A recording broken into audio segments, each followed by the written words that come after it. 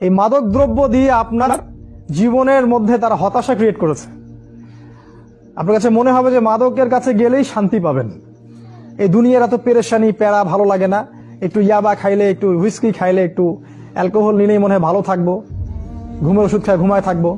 যুবকদের মধ্যে এই জিনিসগুলো তারা ঢুকিয়ে দিয়েছে। যুবকদের মধ্যে এরকম জীবনের উদ্দেশ্য থেকে ভুলিয়ে দেয়া, নারীর মোহ, এই যে পড়াশোনার সিস্টেম চেঞ্জ করে দেয়া, এই আপনার মাদক, এই নারী, পর্নোগ্রাফি, জিনা, এগুলোকে ছড়িয়ে দেওয়ার মধ্য দিয়ে তারা একটা কাজ করতে সফল হয়েছে। সেটা হলো মুসলিম যুবকদের ভিতরে যে ঈমান, যে তাকওয়া, যে আল্লাহ ভীতি, যে দাওয়াত, জিহাদের জোশটা ছিল, যে আল্লাহর পথে জান দিব, মাল দিব, জিহাদ করব, ইনশাআল্লাহ হয় গাজী হব, না হলে শহীদ হব, এই চেতনাটা আস্তে আস্তে আস্তে আস্তে ডিস্ট্রয়েড, শেষ। আর এই যুব সমাজকে দিয়ে আপনি আল্লাহর পথে কোনো জিহাদ, কোনো দাওয়াত আর আশা করতে পারেন না। বরং এরা এই দাজ্জাল এবং তার